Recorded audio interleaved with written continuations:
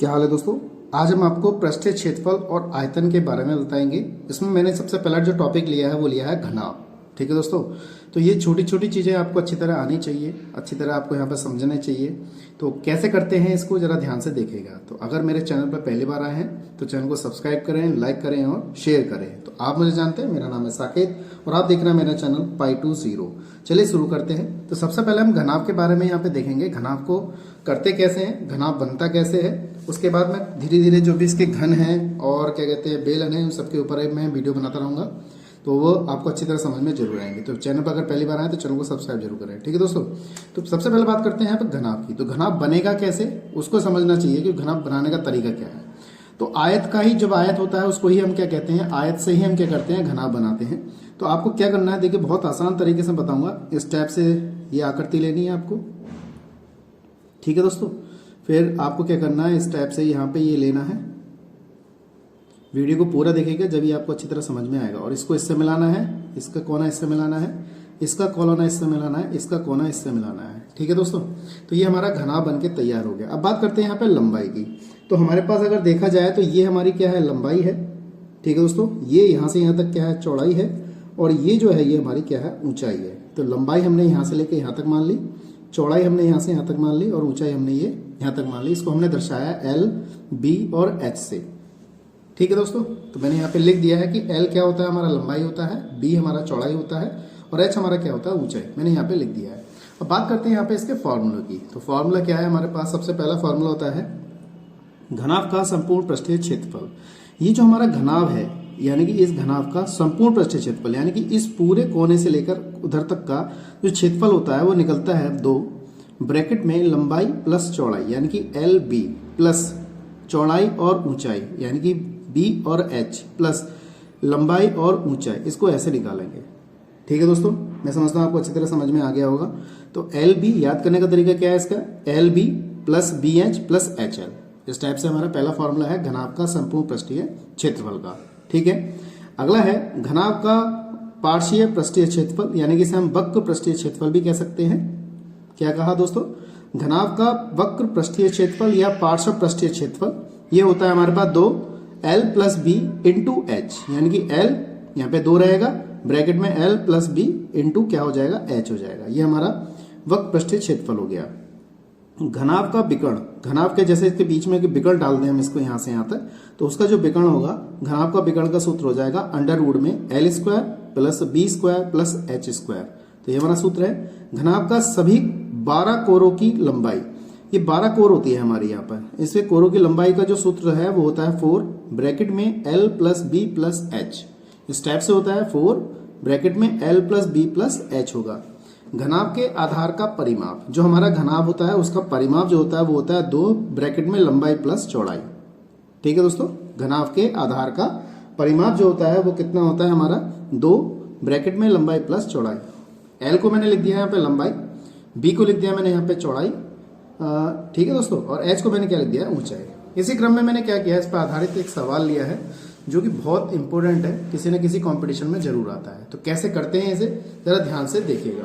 तो सवाल क्या है, किसी घनाभ की बीमाएं हमारे पास क्या दे रखा है, किसी घनाभ की बीमाएं हमारे पास दे रखी हैं 1:2:3 के अनुपात में है तथा इसका संपूर्ण पृष्ठीय क्षेत्रफल 88 मीटर स्क्वायर है। इसकी बीमाएं ज्ञात करो। बीमाएं मतलब समझ गए आप, यानी कि हमें लंबाई बतानी है, यहाँ पे चौड़ाई बतानी है और ऊंचाई बतानी है। तो इसको हमने क्या मान लिया, ये हमारा इतना है तो हमने मान लिया इन बीमाओं की लंबाई का कुछ कांस्टेंट वैल्यू मान लिया, मान लो x मान लिया। ठीक है दोस्तों, तो ये 1 है तो यहाँ पे इसको x लिखेंगे। ये 2 है, अनुपात में है तभी ऐसा मानेंगे। 2 है तो यहाँ पे हमने 2x मान लिया और यहाँ पे हमारे पास ये है तो 3x मान लिया। तो यानी लंबाई हमारी ये हो गई, चौड़ाई हमारी ये हो गई, ऊंचाई हमारी ये हो गई। यानी कि अब हमें क्या करना है, यहाँ पे x का मान ज्ञात करना है और x का मान ज्ञात करके यहाँ पे लगा देंगे। तो लंबाई, बीमाई जो होती है यानी कि लंबाई चौड़ाई ऊंचाई हम यहाँ पे ज्ञात कर सकते हैं। तो कैसे करते हैं जरा ध्यान से देखिएगा। तो इसका संपूर्ण पृष्ठीय क्षेत्रफल 88 दे रखा है। अब हमारे पास देखिए दोस्तों, संपूर्ण पृष्ठीय क्षेत्रफल हमारा ये होता है। ठीक है, अब इसमें आपका क्या करना है, आपको यहाँ पे लगाना ही लगाना है। तो कैसे लगाते हैं जरा ध्यान से देखिएगा। तो हमारा पृष्ठीय क्षेत्रफल, इसको हमने S से दर्शा दिया। तो 2 लंबाई प्लस चौड़ाई, चौड़ाई ऊंचाई लंबाई ऊंचाई ऐसे लिखा। इसका जो मान है एस का हमें दे रखा है 88, ऐसे 88 लगा दिया। तो एल का मान हमारा कितना है एक्स है, यहां समझना है आपको। चौड़ाई कितनी है हमारे पास, यहाँ पे 2x है, चौड़ाई हमारे पास कितनी हो गई 2x इंटू एच का मान कितना है हमारे पास, यहाँ पे 3x है। एल का मान हमारे पास x है और ऊंचाई का मान हमारे पास कितना है 3x है। ठीक है दोस्तों, यही चीज समझने की है। बस सवाल आपके पास है, ये इससे कट जाएगा, 44 बार जाएगा तो इसको हमने 44 लिख दिया। x और x कितने होगा भैया, गुणा करने पे घाते जुड़ जाएंगे, 2x स्क्वायर हो जाएगा, 3 दूनी 6 x स्क्वायर हो जाएगा, 3x स्क्वायर हो जाएगा। इन सबको ऐड कर लीजिए, कितने हो जाएंगे, क्योंकि सबकी घाते सेम है तो ये प्लस हो जाएगा। तो कितना हो जाएगा हमारा यहाँ पे, ये हो जाएगा यहाँ पर 6 तो 8 3 11।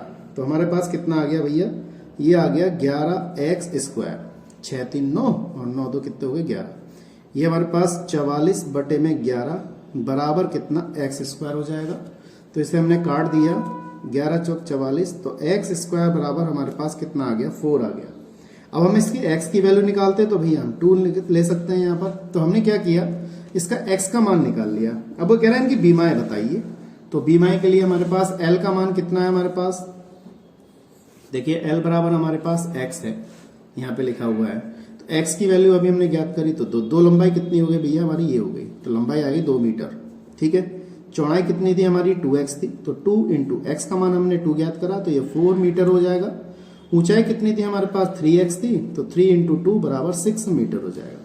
तो देखिए हमने यहाँ पे लंबाई, यहाँ पे चौड़ाई और यहाँ पे हमने ये ऊंचाई ज्ञात कर ली। लंबाई आ गई, चौड़ाई आ गई और ऊंचाई आ गई। तो मैं समझता हूँ आपको अच्छी तरह समझ में आ गया होगा।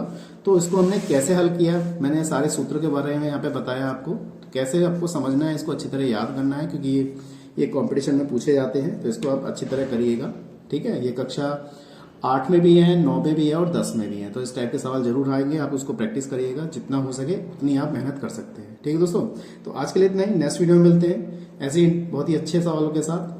आज के लिए इतना ही, जय हिंद, वंदे मातरम।